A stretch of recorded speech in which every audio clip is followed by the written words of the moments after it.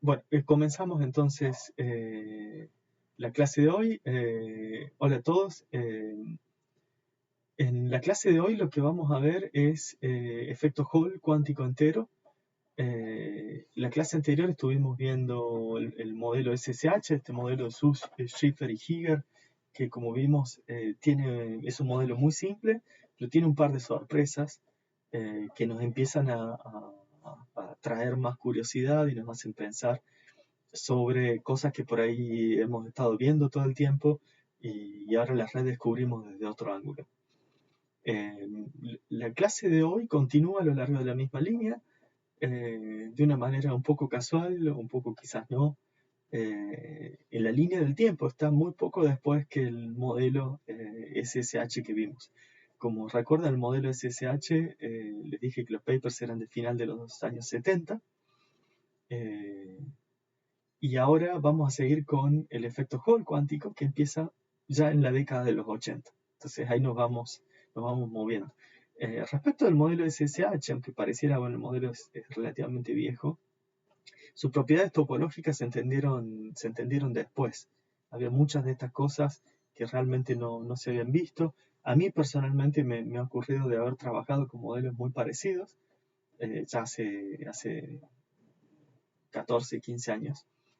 Y, y no haber sabido que este modelo tenía estas propiedades topológicas curiosas y haberlas descubierto después. Decir, uy, mira, este modelo con el que estaba trabajando tiene estas propiedades tan interesantes. Y bueno, y eso me ocurrió varios años después de haber trabajado con eso y creo que a mucha de la gente que está en el campo le ha pasado lo mismo.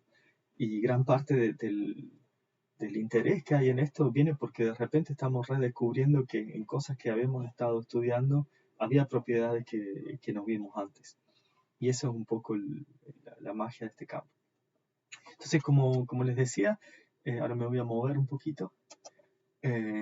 La clase de hoy va a ser sobre efecto Hall cuántico, en particular efecto Hall cuántico entero. Bien, esto en general para toda la gente que viene de física de materia condensada, este realmente es el ancestro más inmediato de los aislantes topológicos que tenemos hoy y para muchos de nosotros la historia comienza con este efecto. Para eso voy a recordar un poquito qué ocurre en el caso clásico. El efecto Hall se llama efecto Hall por este señor, Edwin Hall, que en el año 1879 descubre este efecto muy curioso. ¿Qué es lo que se hace? Uno tiene algún material, uno aplica un voltaje entre una zona y otra, y al aplicar este voltaje, si este material está expuesto a un campo magnético, que acá está perpendicular a este plano, lo que ocurre es que se produce una deflexión preferencial de cargas de acuerdo a su signo,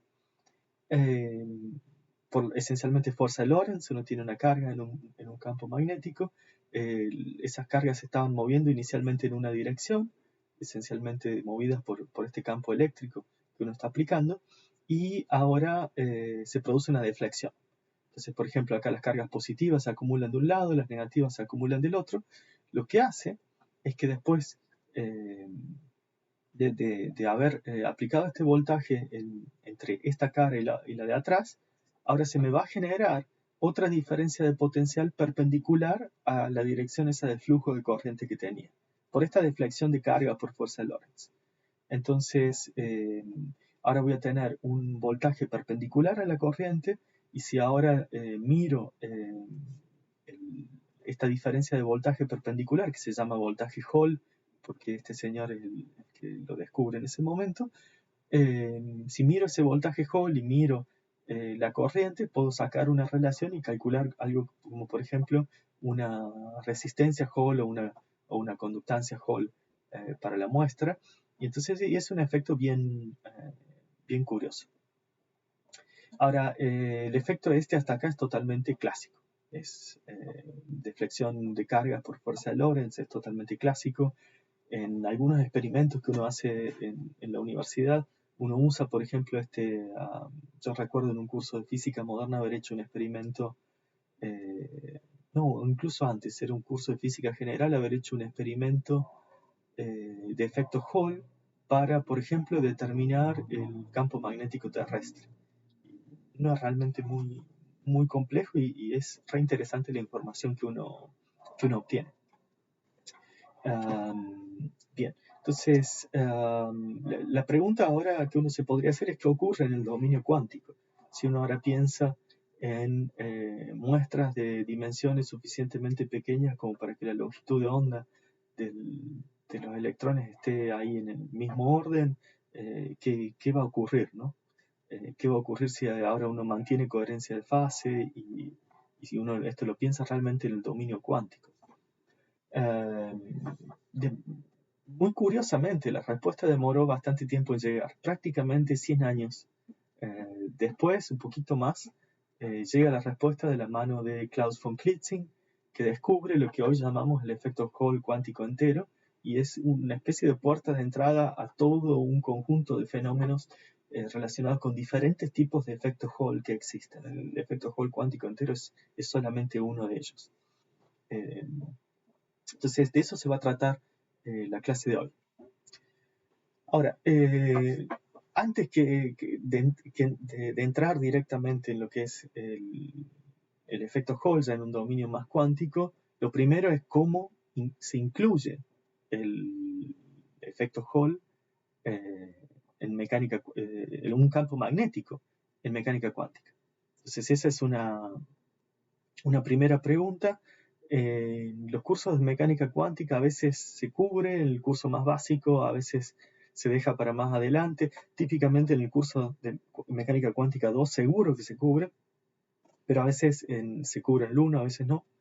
Yo normalmente lo ponemos en alguno de los problemas en los cursos que he dado, pero igual vamos a hacer una mención breve de cómo se hace.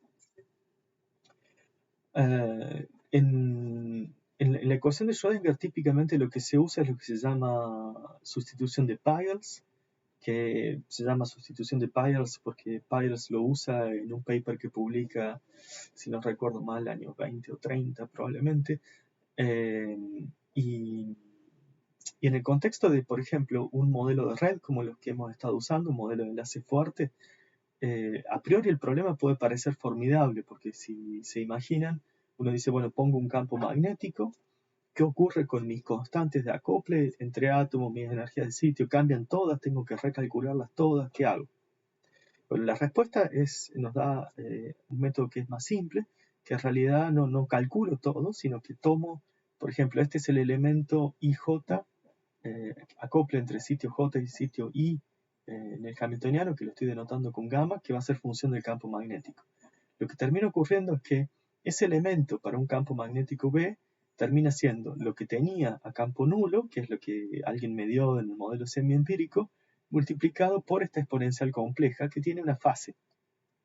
Esta fase no es ni más ni menos que la integral de línea del potencial vector entre el centro I y el centro J de la red que estoy mirando. Y esta es la prescripción que me da la llamada sustitución de Peierls. Entonces, esencialmente, agregar un campo magnético a un modelo de red equivale a agregar fases cuidadosamente calculadas para cada uno de los hoppings, los elementos de matriz de salto entre un sitio y otro.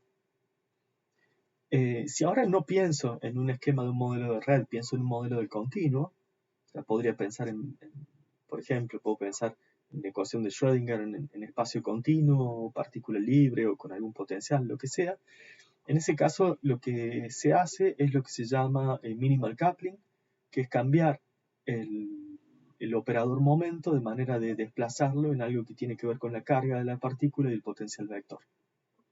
Y bueno, y esto a su vez como uno lo escribe depende del sistema de unidades, pero esencialmente ahí lo que se usa es minimal coupling, que es decir, estoy cambiando el operador ese. Ahora, ¿cuál uso? Depende del tipo de modelos. En este curso normalmente vamos a estar pensando en modelos de red, así que vamos a usar lo que la gente normalmente llama sustitución de Peierls, que es esta ecuación que les acabo de explicar acá arriba. Hasta acá preguntas, dudas.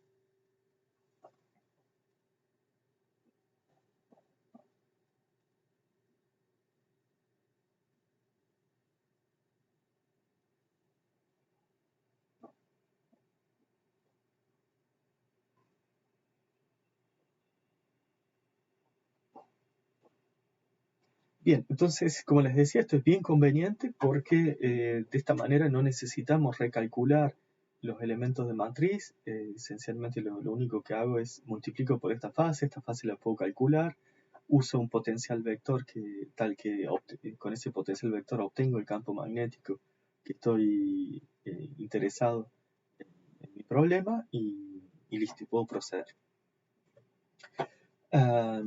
Si pensamos, por ejemplo, en una red como la red del grafeno, una de mis redes favoritas, y tengo la red y, por ejemplo, estoy acá sombreando una celda unidad en el centro, está rodeada de otras, lo que tengo que hacer es calcular entre cada uno de estos pares de puntos en un modelo de primeros vecinos cómo cambia, cómo es esta fase, cuánto vale, de acuerdo al potencial vector que tenga. Entonces, si estoy pensando, por ejemplo, que pongo un campo magnético perpendicular a ese plano, entonces eh, puedo hacer este cálculo y eventualmente voy a tener la posibilidad de tener un flujo por plaqueta, que se llama. ¿Qué es una plaqueta? Bueno, es esencialmente una celda unidad de esta red. Y lo que me doy cuenta es que a medida que voy agregando fases y voy saltando de un átomo al siguiente, al siguiente, al siguiente, así completo un círculo, puedo obtener una fase total que es no nula. ¿Sí? Y esa fase da cuenta de una especie de flujo magnético por plaqueta que estoy teniendo en mi problema. Eso esencialmente, ese flujo se puede pensar como una manifestación del efecto Aharonov-Bohm, que es un efecto bien curioso que aparece en mecánica cuántica. Para repensar esto, les recomiendo, por ejemplo, mirar Feynman Lectures in Physics. Tiene una discusión bien interesante en el volumen 3 sobre el efecto Aharonov-Bohm. Es un efecto bien curioso. Esencialmente pensamos que tengo una partícula que puede moverse por dos caminos, camino 1, camino 2. Acá en alguna zona tengo un solenoide que me genera un campo magnético. Ahora, aunque la partícula nunca en su camino pase por esta zona, lo que ocurre es que dependiendo del camino que use, voy a tener una fase que es distinta. Entonces voy a tener una interferencia acá al final que va a estar regulada por el campo magnético que hay en la zona encerrada acá adentro. Entonces, y eso es el efecto Aharonov-Bohm, que es esencialmente una especie de fase geométrica, uno diría. Entonces, y esto, lo interesante es que esto ocurre aun que la partícula nunca pase por la zona donde hay campos magnéticos. Entonces, es bien curioso, la partícula siente que en esta zona que abarcó en el medio sí había algo, aunque no por la zona en que pase, y se genera una interferencia. Y eso es algo bien curioso. Y acá están las fotos de estos dos señores, Aharonov y Bohm, que encontraron este efecto que es bien contraintuitivo. Así que les recomiendo que si no escucharon sobre este efecto antes, les recomiendo mirar la referencia que más les guste. Una de ellas sería el Feynman volumen 3 de Feynman Lectures in Physics. Es bien interesante. Preguntas. Claro. Y se puede medir esencialmente con esta receta. Supongan que hago un experimento de doble rendija. ¿Sí? Y ahora en alguna zona del espacio, entre medio de las dos rendijas, en alguna zona de acuerdo a la geometría que se me ocurre, pongo un campo magnético que puede estar muy localizado ahí, tanto como quiera. Ahora, dependiendo de cuál es el flujo magnético que estoy generando ahí, lo que va a ocurrir es que haber pasado por el camino 1 o por el camino 2 en mi experimento de doble rendija me va a generar una fase distinta y esa fase va a correr el patrón de interferencia del patrón de doble rendija. Entonces es medible.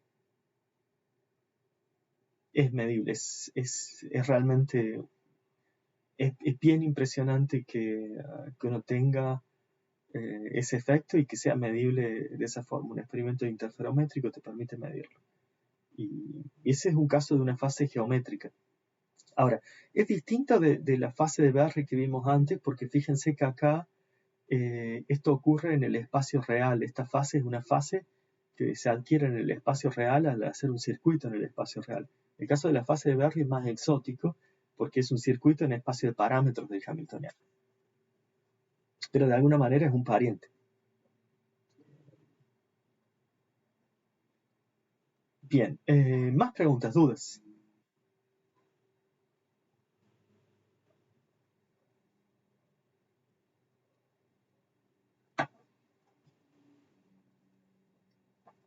Un punto breve que quiero hacer sobre el tema de eh, eh, la simetría de traslación de la red. Yo puedo aplicar esto, por ejemplo, en un modelo como puedo pensar en grafeno, en un modelito como los que hemos estado trabajando, y puedo aplicar este campo magnético y ver qué ocurre. Ahora, al hacer eso tengo que tener cuidado porque ahora cuando agrego el campo magnético voy a tener un efecto externo a la red, que es de este campo que se está aplicando. Y en principio cuando elijo un gauge para mi potencial vector, por ejemplo, podría considerar un campo a lo largo de la dirección z perpendicular al plano xy con este potencial vector o este. Ambos potenciales vectores me dan el mismo campo magnético. Sin embargo, al momento de hacer cálculos de estas fases y demás, lo que me doy cuenta es que uno aparentemente está quebrando la simetría de traslación a lo largo de una de las direcciones en el plano y el otro la quiebra en la dirección perpendicular. Y eso es un poco curioso porque con el mismo campo físico pareciera que tengo un quiebre de simetría de traslación en una dirección y en la otra, y eso viene por cómo entra el gauge en la forma en que estoy haciendo mis cálculos. Entonces tengo que tener cuidado, porque por ejemplo, si yo quiero tener una muestra con alguna forma muy rara como esta, por ejemplo, que es la típica forma que se usa para medir el efecto Hall. Tengo una fuente, un sumidero y tengo cables perpendiculares que me sirven para medir el voltaje.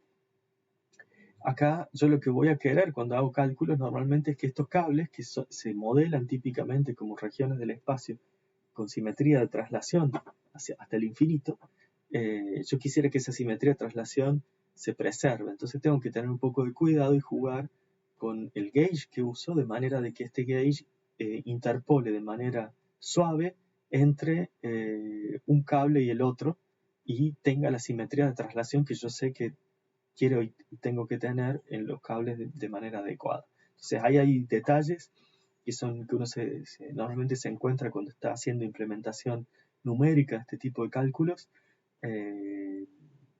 Ahí, por eso les doy esta referencia. Yo la primera vez que la encontré, la verdad es que estuve un rato, estaba reinventando un gauge que haga eso y que interpole en una muestra de este tipo. Y por suerte le pregunté a un colega que me dijo, no, tenés que mirar un apéndice de este paper de Barangay y Stone. Y bueno, acá lo anoto por las dudas, así no se chocan con el mismo problema. A mí me llevó unos días darme cuenta de cómo hacerlo y después encontré que estaba en ese paper. Bueno, eso era esencialmente un paréntesis. Vamos a ir ahora sí a la materia de esta clase, que tiene que es, como les dije, el efecto Hall cuántico entero. Si hay preguntas, dudas, por favor, interrumpa.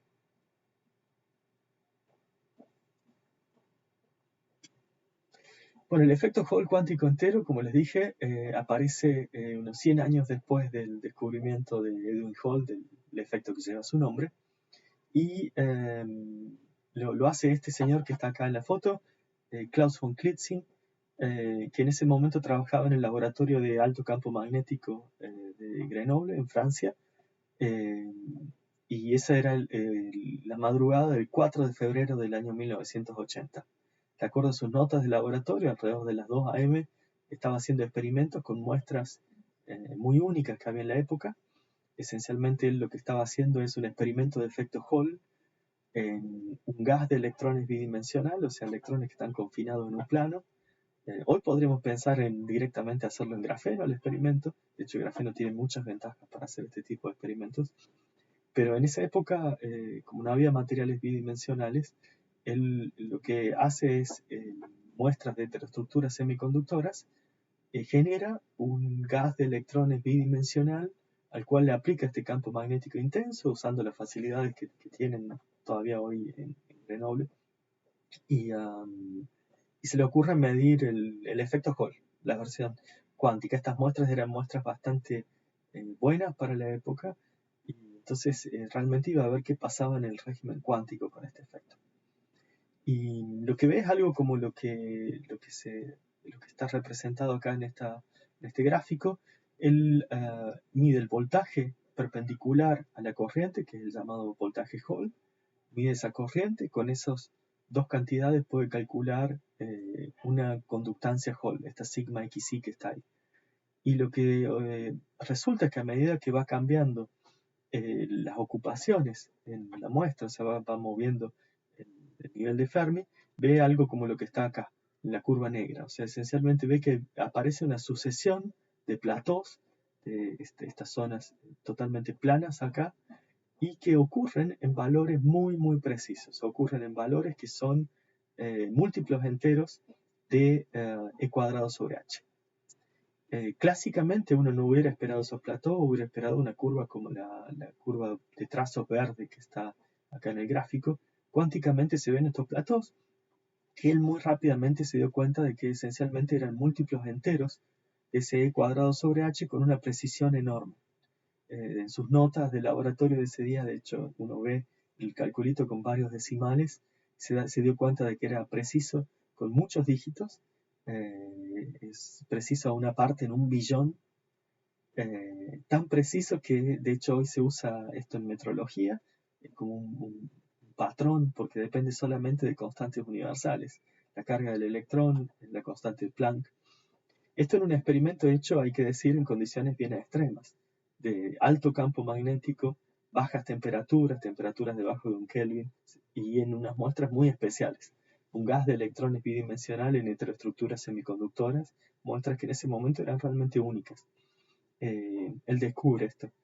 Entonces, en ese momento se inicia una carrera enorme por tratar de entender cómo podía, en una muestra que si bien era una muestra muy buena, si uno las mira, esta es una foto de las muestras originales, fíjense que eran muy buenas, pero son muestras con imperfecciones, y cambiaba las muestras y seguía viendo estos mismos platós tan precisos.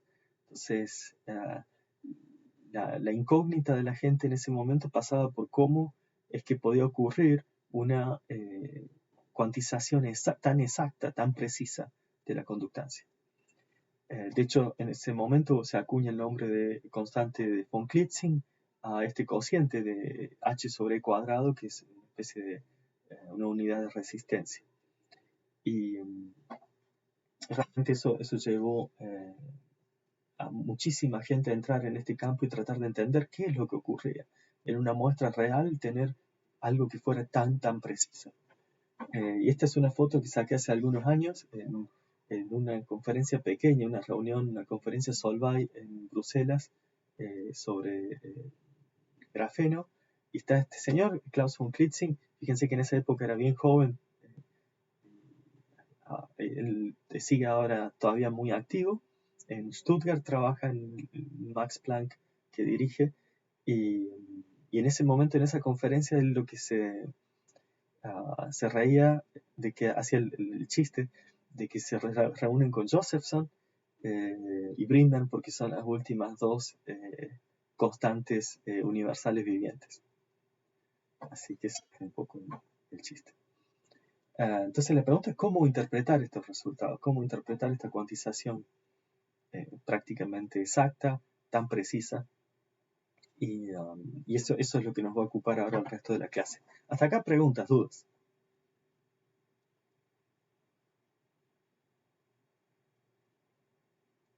Quejas también se puede.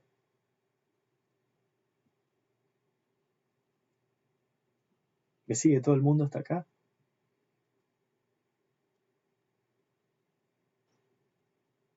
Genial. A Leslie también dice que sí, muy bien. Si hay dudas, preguntas, interrumpan en cualquier momento. No hay pregunta trivial. Si uso trivial va a ser en sentido matemático.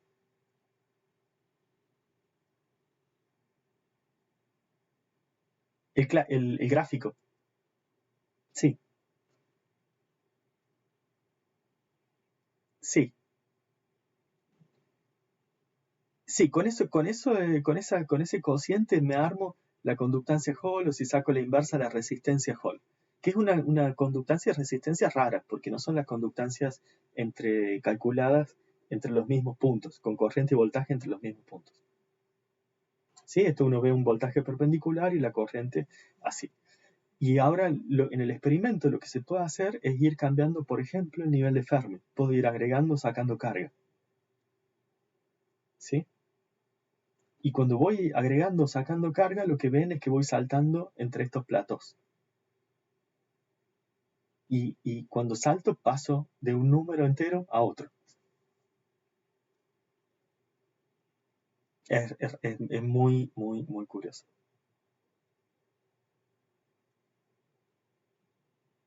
Más preguntas.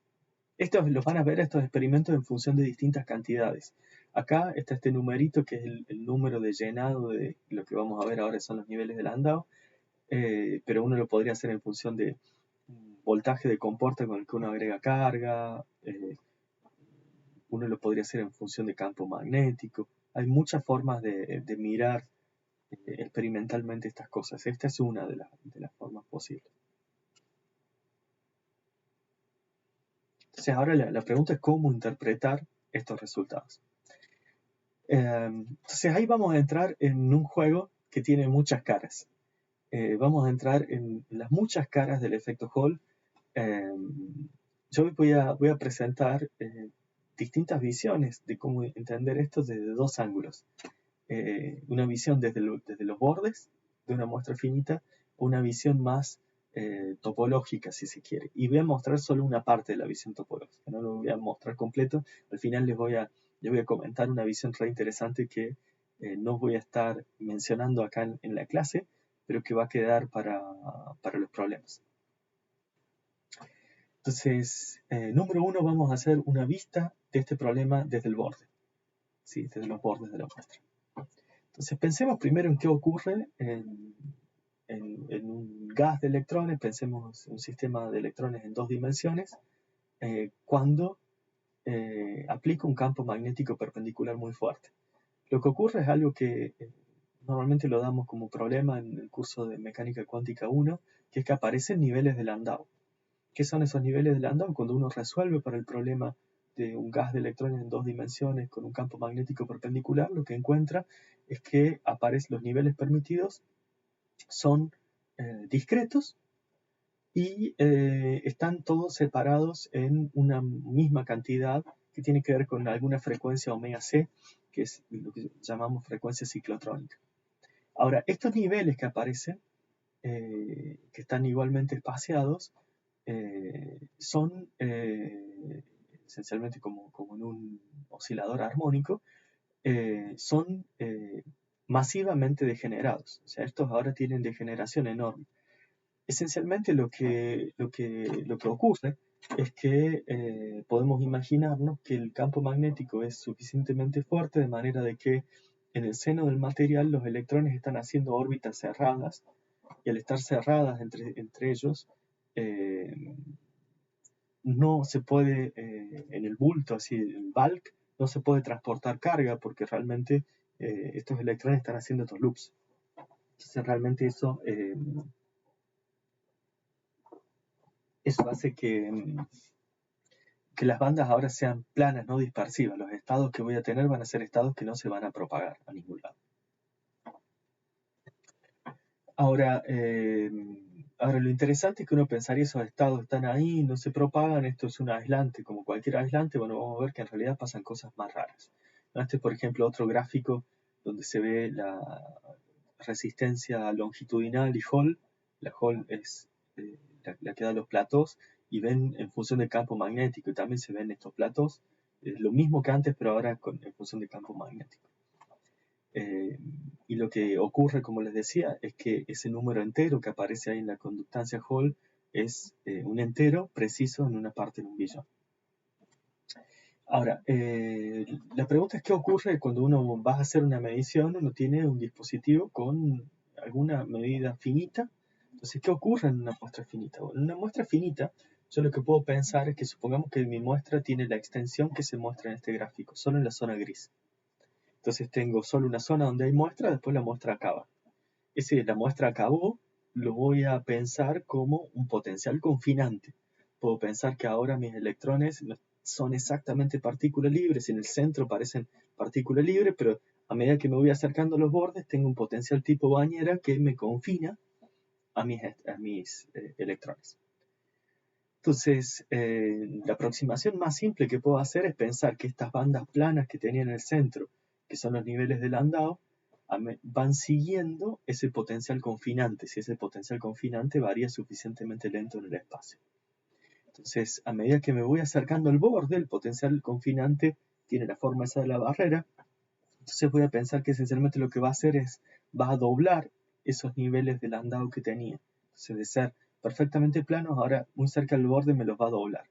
Y eso lo que me genera son ahora, fíjense que esencialmente voy a tener estados que van a vivir muy cerca del borde cuando estoy en la muestra finita. Entonces ahora voy a pensar que muy cerca del borde de la muestra voy a tener estados que esencialmente vienen de esos niveles de Landau en bulk, que ahora al llevar a la muestra finita, por causa de este potencial confinante, estas bandas se doblan. ¿Sí? Hasta acá dudas, preguntas. La energía de Fermi.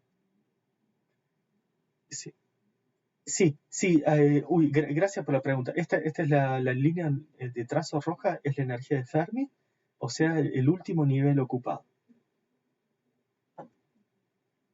Entonces, si yo pongo la energía de Fermi en algún valor, fíjense que ahora lo que veo es que si pongo la energía de Fermi entre dos niveles de Landau, que mirando el gráfico que les había mostrado antes, diría si yo pienso entre dos niveles de Landau, que acá están en rojo, si pongo mi energía de Fermi ahí, no voy a tener ninguna conducción ni nada porque no hay estados.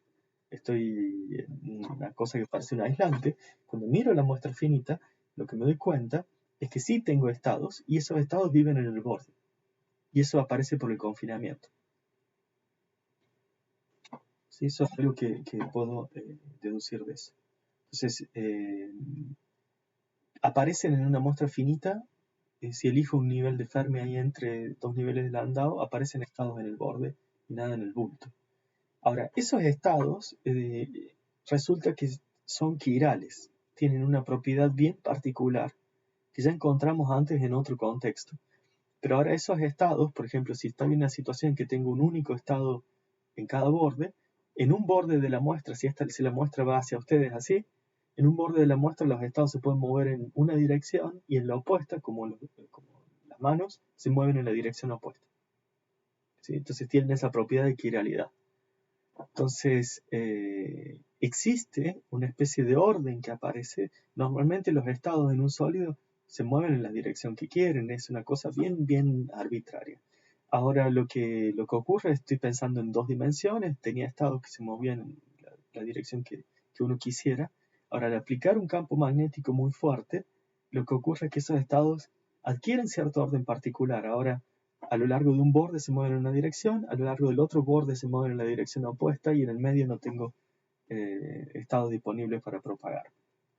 Entonces, esencialmente adentro es como si se comportaran como un aislante curioso que en sus bordes sí tiene todavía propiedades de conducción que vamos a ver que son muy robustas. Entonces aparece esa propiedad. Ahora, como algo que para que recuerden es que puedo tener, por ejemplo, en este gráfico, tengo dos estados de borde. Si pusiera el nivel de Fermi más abajo, podría tener uno, pero también podría tener tres, podría tener más. No necesariamente estoy limitado a un estado por cada borde. Preguntas hasta acá, dudas.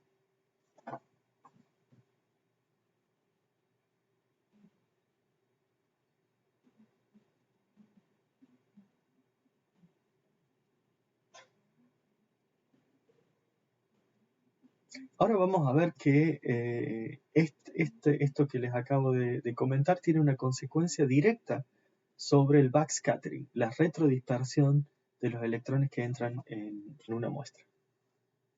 Esencialmente, si ahora pienso que estoy haciendo el experimento que les contaba para un gas de electrones bidimensionales, pongo una fuente, un sumidero, tengo acá electrodos que me permiten medir el voltaje perpendicular, el voltaje Hall, tengo un campo magnético bien intenso.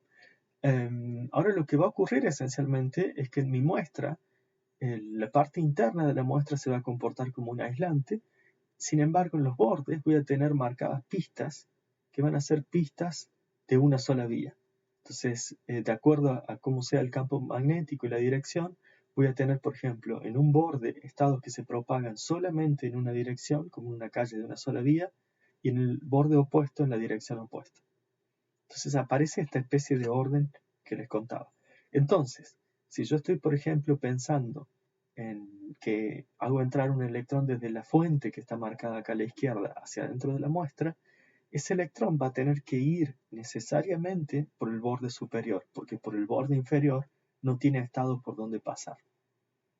Y si yo ahora estoy pensando en qué es una resistencia desde un punto de vista cuántico, la resistencia esencialmente va a ser un proceso en el cual voy a tratar de generar retrodispersión.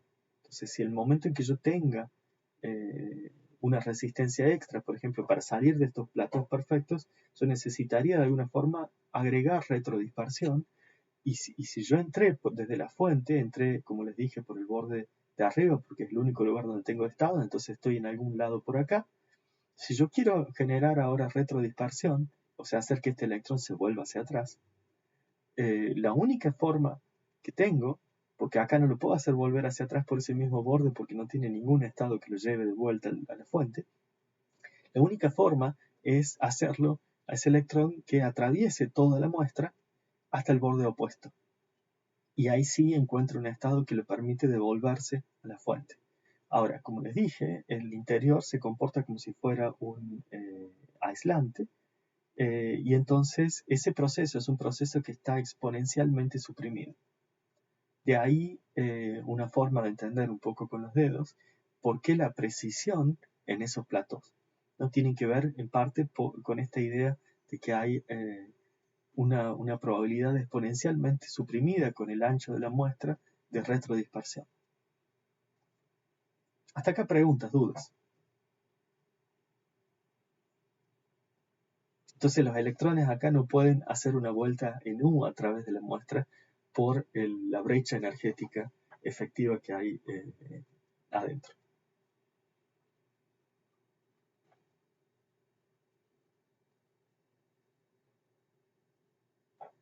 ¿Todo el mundo me sigue hasta acá? ¿Dudas? ¿Preguntas?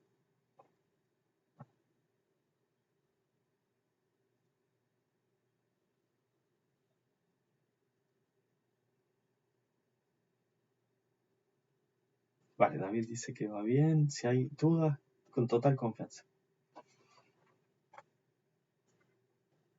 Entonces, vamos a la segunda cara que les quería mostrar. Les dije que el efecto Hall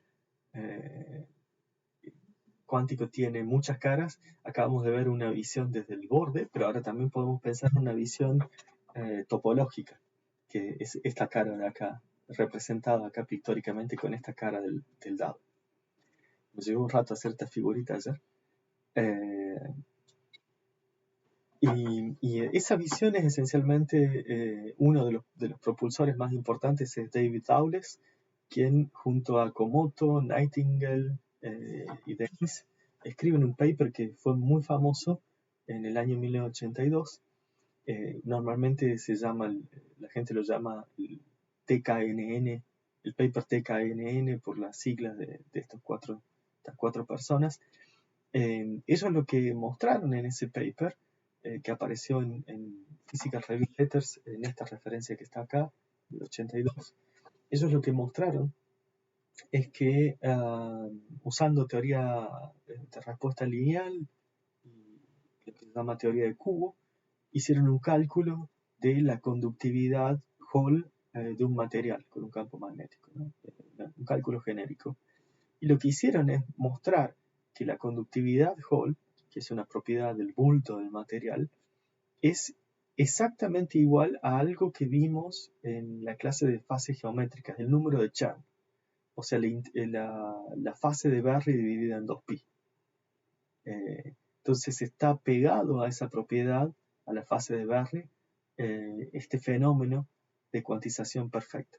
Y como se recuerda, en esa fase estaba constreñida a un número entero, y de ahí que la conductancia también ahora queda constreñida a ser un número entero en determinadas unidades.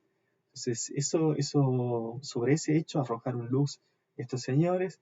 David Dawles recibió el Premio Nobel de Física en el año 2010 en parte por esto y otros trabajos que hicieron junto con con Kosterlitz, y también el premio Nobel de ese año fue a Haldane, que algunos de sus trabajos los vamos a ver un poquito más adelante en el curso, en la clase próxima. Ahora, esencialmente, como habíamos visto, uno puede calcular esta fase de Berry, y el número de Chern esencialmente es esa fase de Berry que uno la puede calcular en base a la curvatura, que acá está denotada con F, dividida en 2π. Y es algo que vimos antes. En un modelito de un sistema de dos bandas, uno puede encontrar una forma muy compacta de escribir esa curvatura de Berry. Lo van a ver un poco en los problemas. Yo ahora no voy a entrar más en ese detalle. Lo que sí voy a tratar ahora de hacer es conectar un poco estas cosas, porque el cálculo de Dawles es un cálculo para la conductividad. La conductividad es una cantidad bulk, no es lo mismo que la conductancia, que es algo que uno mide en un dispositivo finito. Ahora, la visión que yo les di desde el borde hace uso necesariamente de que uno está en un dispositivo finito, y que ocurre con ahora los estados a medida que me aproximo al final de la muestra, que siempre existe. Entonces, ahora, ¿cómo conectar esos dos mundos que parecen separados? En todo este campo de aislantes topológicos aparece como una especie de mantra que se repite en uno y otro caso, lo que se llama la correspondencia bulk boundary, o esta correspondencia entre lo que ocurre internamente en un material y su frontera. Y eso es lo que les voy a comentar un poco ahora. Hasta acá, preguntas, dudas.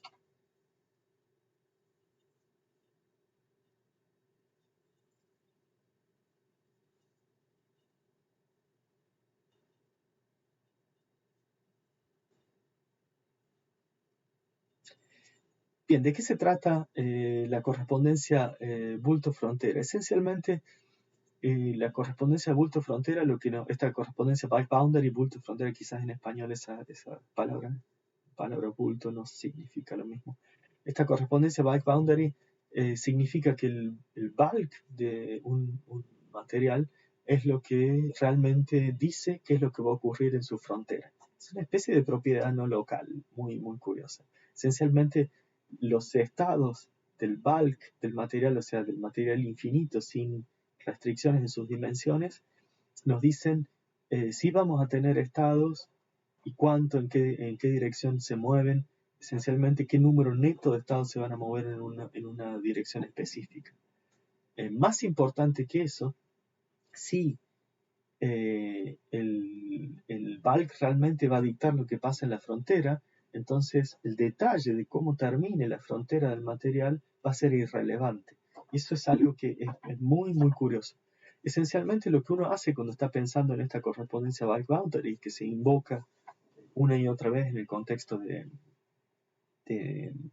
aislantes topológicos, propiedades como esta, como la del efecto Hall cuántico entero, es que uno lo que hace es caracteriza el bulk de un material por una propiedad que normalmente es un entero, que es lo que se llama invariante topológico. Ya lidiamos con un caso de esos cuando vimos el modelo SSH. Ahí vimos que esencialmente había un invariante topológico, que era este número de vueltas, este winding number, que nos decía si íbamos a tener estados en el borde de la muestra o no.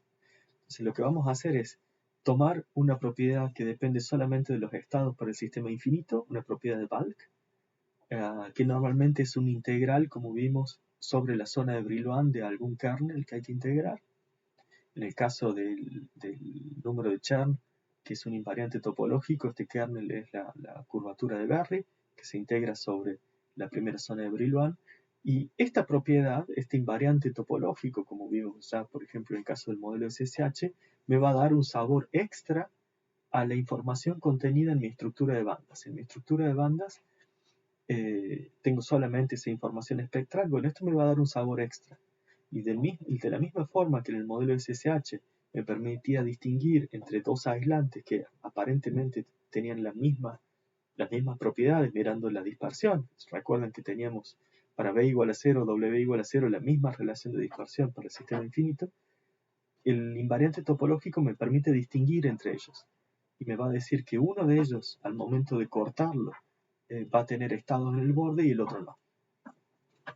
Entonces, de alguna manera, lo que me podría imaginar con los dedos es que ese invariante topológico cuenta alguna propiedad de los estados, que me podría imaginar nudos en el espacio de estados, alguna cosa rara.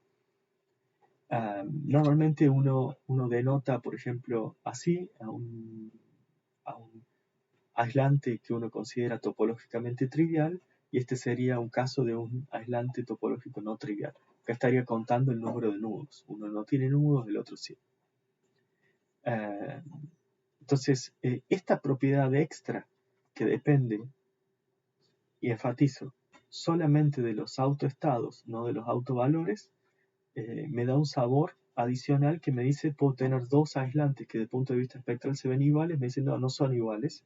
Uno tiene un invariante topológico que es diferente del invariante del otro.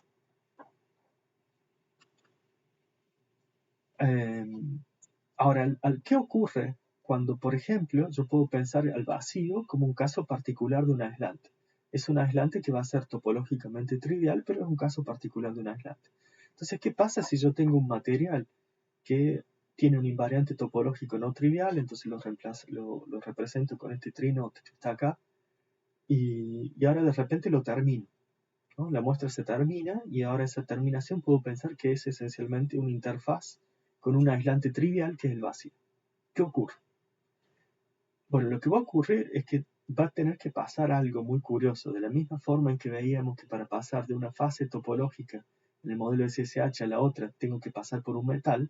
Con los dedos lo que podría pensar es que esencialmente tengo que pasar de una zona del espacio donde mi invariante está bien definido a otra zona allá lejos donde también está bien definido y tiene otro valor entero. Entonces, en el medio, la única forma de hacer esa transición posible en esta representación pictórica es cortar uno de estos lazos de manera de poder después volver a pegar.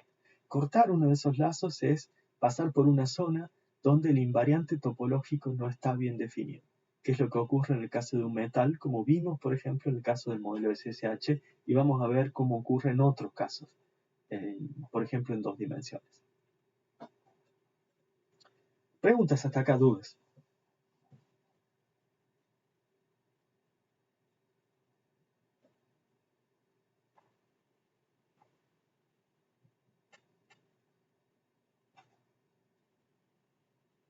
Si quieren que volvamos sobre alguna de las cosas, avisan con confianza y volvemos.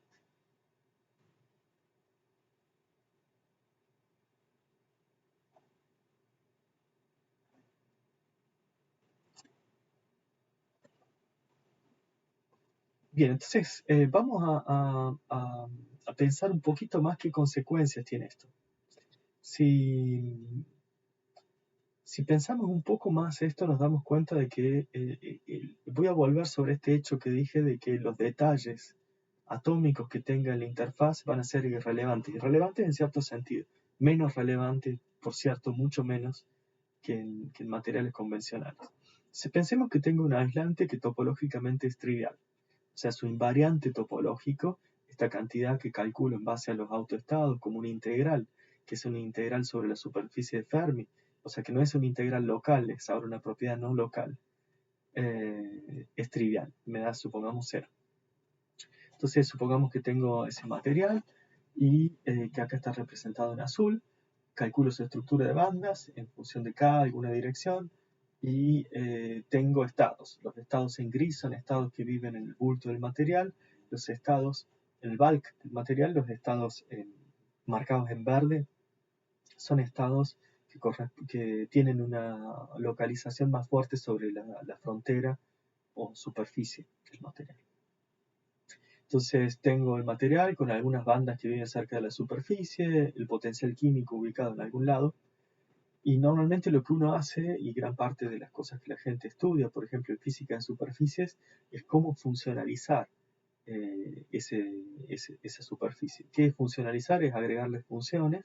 Para eso normalmente lo que la gente hace es agrega moléculas, las moléculas preferidas que tengan, acá representadas así, que son como tioles, que se pegan a la superficie, y el pegar esas moléculas a la superficie lo que hace es, me genera ahora una superficie que puede ser más o menos reactiva al ambiente, y por tanto le puedo dar funciones, la puedo usar para sensar cosas, etc. Ahora, normalmente cuando gran parte del esfuerzo en muchos materiales es elegir unas moléculas de manera de que se me generen propiedades más próximas a las que quisiera, y al poner moléculas o cosas en la superficie, realmente logro cambiar mucho los estados. Por ejemplo, acá los estados de superficie se modifican drásticamente en este esquema, y al agregar moléculas también estoy agregando, sacando carga, así que el potencial químico también se me cambia, se me corre. Si hiciera el mismo juego con un aislante topológico, me doy cuenta de que no es tan efectivo. ¿Por qué? Porque en el caso del aislante topológico, como les decía, la existencia de esos estados depende solamente de una propiedad dictada por el bulk del material, que es ese invariante topológico. Entonces, normalmente, lo que ocurre al funcionalizar un aislante topológico es que no logro cambiar realmente mucho los estados de superficie. A lo sumo les cambio un poco la velocidad de grupo, pero no estoy cambiando el número neto de estados que van en una dirección. Sí, lo que puedo hacer es cambiar el nivel de Fermi, porque agrego, saco carga, pero no los estados mismos que viven ahí. Esos estados son robustos. Ese es el mensaje detrás de esto que les estoy contando. Preguntas hasta acá, dudas.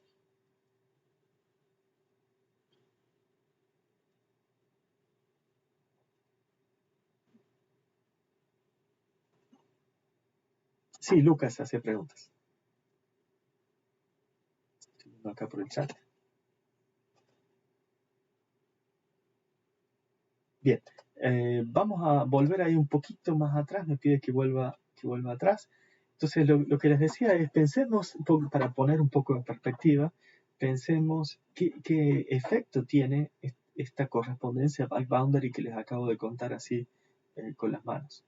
Como les decía, una forma de pensarlo es que el bulk del material, a través de una propiedad como un invariante topológico que se calcula enteramente en base a los autoestados del sistema infinito, termina gobernando lo que ocurre en la frontera del material, que puede ser un borde, una superficie, de acuerdo a la dimensionalidad del sistema. Entonces, por ejemplo, pensemos qué ocurre si tengo un aislante trivial, topológicamente trivial.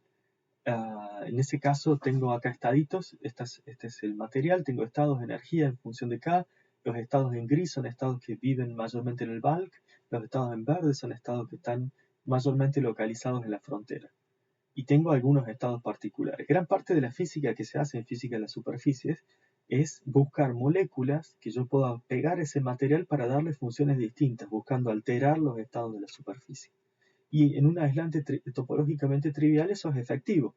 Realmente al agregar moléculas como estos tioles que están esquematizados acá, realmente cambio mis estados en verde, los estados de la superficie los cambio. Cambio también las ocupaciones, porque agrego, saco carga, por eso muevo el potencial químico que está en la línea roja. Ahora, si hago el mismo juego en un aislante topológico, lo que me doy cuenta es que ese juego es mucho menos efectivo. En un aislante topológico difícilmente modifique al agregar moléculas a la superficie, al funcionalizar la superficie, difícilmente agregue, haga cambios importantes en las bandas, en general lo único que voy a lograr es mover mi nivel de Fermi hacia arriba o hacia abajo. En general también puedo modificar la velocidad de grupo, pero no voy a cambiar el número neto de estados que van en una dirección. Entonces, eso como para que tengan una idea. Entonces ahí estamos de nuevo. El mensaje que quiero que saquen de acá es que en base a esta idea, uno lo que ve es que los estados que aparecen puenteando la brecha energética en estos materiales con propiedades topológicas, son estados que son robustos, debido a esto que les estoy contando. Esa robustez va a ser una robustez muy, muy especial porque ahora está dictada por una propiedad interna del material y en general va a ser algo que es raro en general cuando uno está pensando en estados cuánticos que normalmente son frágiles. Acá no, acá tenemos toda una clase de materiales que va a tener estados que van a ser particularmente robustos. Más preguntas, dudas.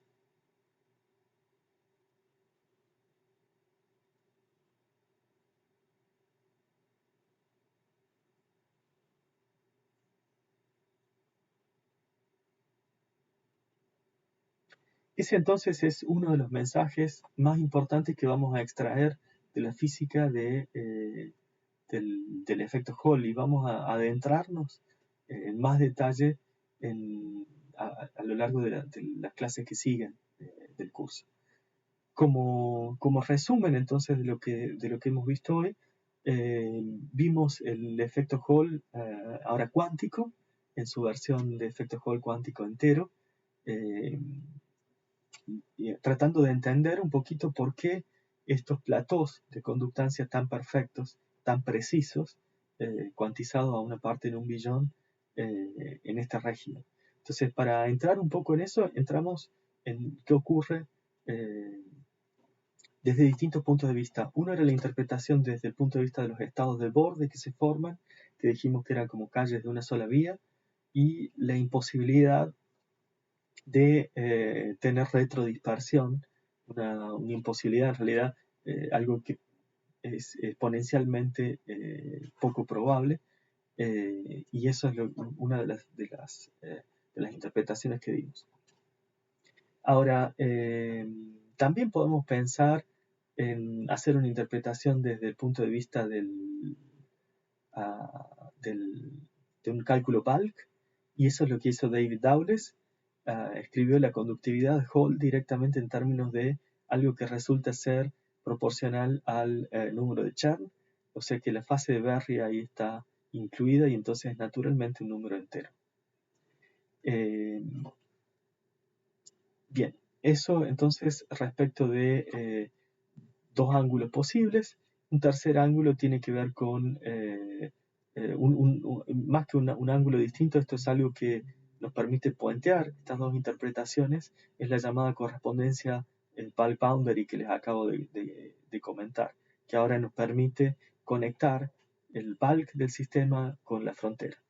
Algo que recién me acabo de dar cuenta que no dije durante la clase es, y me podrían haber preguntado, es por qué aparecen estos estados de una sola vía, cómo me doy cuenta con los dedos. En el dibujito que les había mostrado bien al inicio, les decía que los niveles del Landau del bulto uno interpretaba que tenía estas órbitas ciclotrónicas cerradas. Entonces en un punto del bulto tengo una órbita cerrada, en otro tengo otra, y esas órbitas entre sí no se conectan, son cerradas. Pero ahora, en el momento en que termino mi muestra, me van a quedar órbitas que ahora están hasta la mitad. Entonces la órbita no me queda entera y ahora se me generan, puedo generar saltitos o skipping orbits, que son las que me van a terminar siendo estos estaditos de borde que tengo acá. Sí, eso es algo que me acabo de dar cuenta que no lo había dicho. Hay un punto más, otra cara que yo no estoy contando, que también pertenece a la cara topológica, pero hay una parte de esa faceta que no comenté, que es algo que propone Robert Laughlin en el año 81, en un Physical Review B que está anotado acá, la referencia. Él propone un experimento pensado en el cual esencialmente toma una muestra y la cierra en un anillo y hace una serie de razonamientos que le permiten pensar a este efecto Hall como si fuera esencialmente una bomba electrones, un dispositivo tipo Arquímedes, pero ahora en el régimen cuántico para bombear electrones de un lado al otro. Yo no voy a entrar en detalles en esto, pero va a estar en la lista de problemas o cosas para pensar después, porque si no se me alarga mucho. Más preguntas y dudas hasta acá.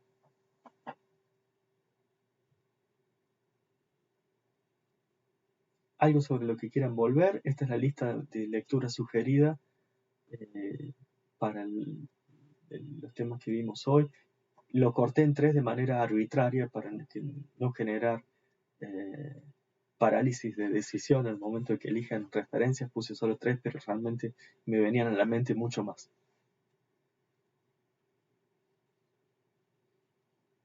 ¿Preguntas, dudas?